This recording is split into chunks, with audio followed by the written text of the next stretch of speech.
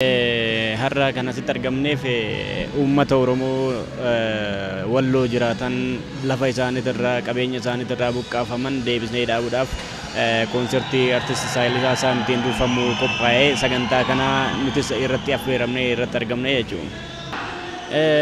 Akkuma beekamu kana duras uummata Oromoo naannoo Sumaaleetirraa buqqaaniif sagantaa garaagaraa qophaa'aa ture. Sagantaa garaagaraa godinaalee Oromiyaa hedduurra naanna'ee hojjedheen jira, argeetiin jira.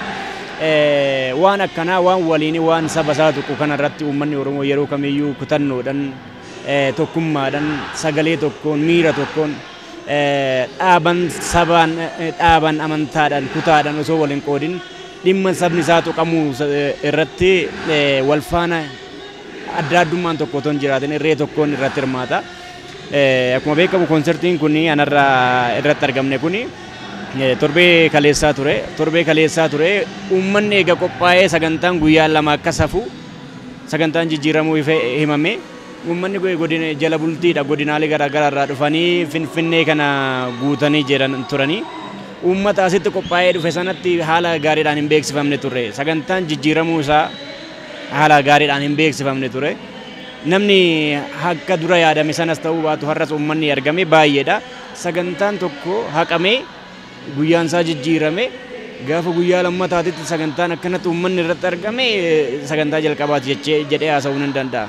Maaliif sagantaan tokko yoo hafe har'as akkasumatti fakkaata namni yookiin guyyaa hubachuu dhaba. Akkasuma immoo handarbe sanbata xiqqaa waan ta'eef torbanitti darbe jedhamee himamee ture kaleessa fa'aa warri se'an turan. Waan akkasii sagantaan dhaabbataa ta'uu dhiisuun kun xiqqoo dhiibbaa uume kanumaanillee uummanni Oromoo walirraa nafne dhimmi walloo dhimma uummata Oromoo maraati walloo gaafa xiiqii walloo gaafa ibiddi gabrummaa dhaamsuu dadhabe ibidda isaan irraa boba'aa jiru warra ofirraa faccisee onnee guutuudhaan eenyummaa isaaniitiin boonaa eenyummaa isaanii kabachiisee yeroo hadhaa san har'a ga'ee har'a immoo fakkaattonni kaleessaa warri sirna gabroonfataa durii suni deebisuu barbaadan lafa isaaniitirraa qabeenya isaaniitirraa yeroo buqqaasan uummanni Oromoo immoo sin cinaa jirra jedhee sagantaa kanarratti argamee jira. Dhaamsi Oromoodhaaf qabu waan kamirrattu garaagarummaan ilaalchaa akkuma jirutti eenyummaadhaan tokko aadaa tokko qabna afaan tokko qabna biyya takka qabna biyya takkitti qabnu tanaaf immoo hundi keenya wal cinaa yoo hin dhaabbanne hundi keenya tokko yoo hin taane diinaaf karaa saaquu ta'a. Gaafiin Oromoo hedduun akkuma gaafatametti rarra'ee hafe obsaafis haa ta'u yookiin riphees haa ta'u uummannis gaafiisaa dagatee miti. Gaafiin Oromoon durirraa kaasee gaafatu keessaa tokko saba ofiitiin buluudha. Saba ofiitiin buluu sana immoo saba biraa jibbuu irraa kan ka'e osoo hin taane Oromoon dantaa isaa kabachiisee dantaa saba biraa hin kabachisa yaada jedhuuni. Ammas uummanni Oromoo gaafii hedduu qabu nuuf deebi'a jedhee abdiidhaan eegaa jira. Gaafiin kamiyyuu yoo jiraate Oromoon kutaadhaan gandaan amantaadhaan osoo waliin qoodin akkuma kana dura yeroo diina jala jirru akkuma kana dura waggaa diinan gabroonfamaa jirru garaagarummaan tokko otoo gidduutti hin argamin dhimma Oromoo fi Oromiyaa irratti Oromoon godina tokko yoo tuqame Oromoon godina biraa itti dhimmame dhimma kooti na ilaallata jedhee akkuma Oromoon kana dura dhimma Finfinnee daangaa irraa Finfinnee dhufee jiraachuuf miti uummanni Oromoo daangaa irraa maaster pilaanii kan mormaa ture. Kanaaf dhimma Oromoo irratti Oromoon marti harka wal qabatee gara fuulduraatti waliin tarkaanfachuu qaba. Kana booda dhoqqee akka kana duraa san keessa gangalachuun hin jiru. Hadhaan jiraatullee roorroon jiraatullee akka kana duraa san wanti abdii nama kutachiisu hin jiru. Oromoon waan hin caban fakkaanne cabsee har'a ga'ee jira. Kana booda immoo wanti Oromoo cabsu hin jiru jedheen yaada.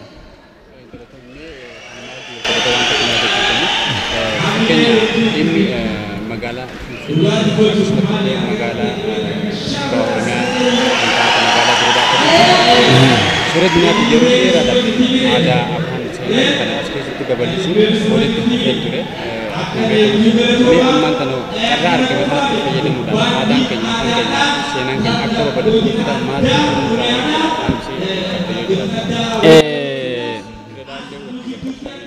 magaalaa Finfinnees haa ta'u Dirree Dhawaa magaalaa sabaaf sablammootaa jedhanii waaman. Kuni maqaadha malee ofii nyaatanii afaan dibuudha. Ofii nyaatanii Oromoo afaan dibuudha.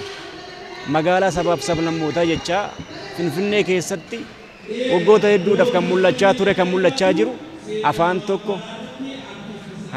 fuulletti mul'atu afaan tokko aadaa tokko sagantaan tokko yoo jiraate an dubbatamu afaan tokko aadaa tokko eenyummaan Oromoo kan baratamu afaan saba tokkootiin abbaan biyyaa irraa buqqa'ee biyya magaalaa sabaaf sablammootaa jechuun suni fakkeessuudha. Oromoon waan baay'ee Finfinnee irraa dhabe lubbuu isaatti dhabe haga har'aatti abdii otoo irraan kutin dhimmi Finfinnee Oromoon aarsaa haga har'aa kaffalaa jira. Aarsaa lubbuu haga har'aa Finfinneedhaaf kaffalamaa jira. Karaa naannawaadhaan isaa ta'u. Oromoo Finfinnee irraa buqqa'ee magaalaa sabaaf sablammootaa jedhame malee magaalaa saba tokkooti jechuun hin danda'amu. Finfinnee yoo dhufte jaalattees jibbitees dirqama afaan isaanii dubbatta. Siigalee Finfinnee dhufnaan dirqama afaan isaaniitiin bittee afaan isaaniitiin gurgurta. Afaan saba keetii yoo ittiin kabajamne atis afaan keetiin gurgurtee bituu yoo hin dandeenye aadaa kee keessatti yeroo barbaadutti mul'isu yoo hin dandeenye fakkeessuudhaaf maal akka godhan beekta sagantaa garaagaraa sagantaan guguddaan ni qophaa'a akka biyyattiitti magaalaa Finfinnee keessatti yeroo garaagaraa aadaa sabaaf sablammootaa nama mul'ise fakkaachuudhaaf nama waa'ee Oromoon beekne nama eenyummaa Oromoon beekne uffata aadaatiin namni takka mul'ata. Uffanni aadaa Oromoo faayi aadaa Oromoo akkatti uffatamu akkatti qabatamu qaba. Kan kamiin wajjin uffatamu kan wajjin qabatamaa kan kuni kamiin wajjin qabatamaa kun kamiin wajjin uffatamaa waan hin beekneen xiqquma waan Oromoo mul'isu haa fakkaatu malee waa'ee otoo ittiin dhimmamin yoo barbaadan uffata aadaa Oromooti jedhanii jilbaa olitti kutanii waan baay'eetu adeemaa ture. Kanammoo Oromoo waliin irratti qabsaa'uu qaba. Dhimmi Dirree Dhawaatis dhimmi Finfinneetis dhimma Oromoo maraati. Suuta suutan namatti deemaa jiran malee diinni hirribe malee kufee hin kufne har'as jira baay'eetu hojjetamaati jira. Kana Oromoo wal faanatti qabsaa'uu qaba. Yeroo hunda wal faana qabachuu qaba.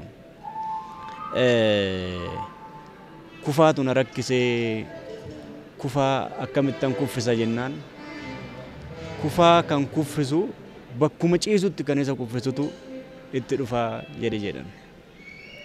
Kanaaf yeroo eegde malee guyyaa eegde malee wanti yaadame nafu Oromoon galma numa ga'a. Tokkummaa gandummaa kutaaf gandaa amantaa wal qoqqooduu caalaa gabrummaa duraanii irree tokkummaatiin wajjin ittiin falmannu sanin filadhaan.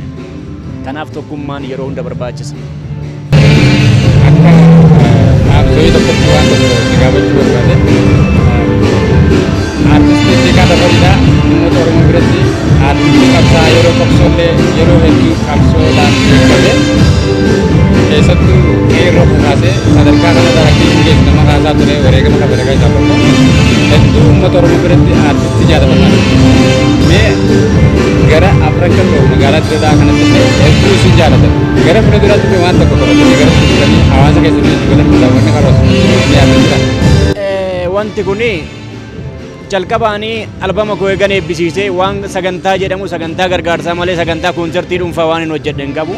Sagantaan akkasii yaaduu dhiisnee miti hawwuu dhiisnee miti nuti hojii tokko hojjennee uummata keenya ittiin bohaarsisuudha irraa barsiisuudha. Sagantaan akkasii hoo jiraate eessatti iyyuu bakka Oromoon jiru maratti biyya keessaa miti biyya alaatis haa ta'u bakka fedhetti bakka Oromoon jirutti deemnee hojjechuudhaaf qophiidha.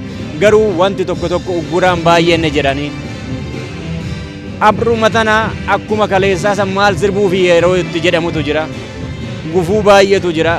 Gufuu sana immoo gaaf tokkoof jalaa kaasne bakka Oromoon nu waametti owwaannee ni argamna jedhee namanu. Kanaaf akkuma uummanni nu jaalatan nuti uummata hin jaalanna. Haalli ture ni beekama. Hojii warraaqsaa miti. Ani Oromoodha jechuudha dubbachuun yerootti sodaachisaa ture. Lubbuu ofii qabsiistee qumaara taphachuudhaan adda miti haalli keessa turre. Biyya tana keessatti akka hattuutitti adamsamaatii turre. Suni hamma ta'e cabee kan hafes yoo jiraate humna tokkoon burkuteessinee uummata keenya wajjin bakka barbaannetti waliin ni argamna jedhee nama. Isinan jaaladhaa, isinan kabajaa, bakka jirtanitti gaaf tokko akka wal agarru abdiin qaban jedhan gamanumaan uummata Oromoo maraan naaf jiraadhaa. Fayyaa ta'e.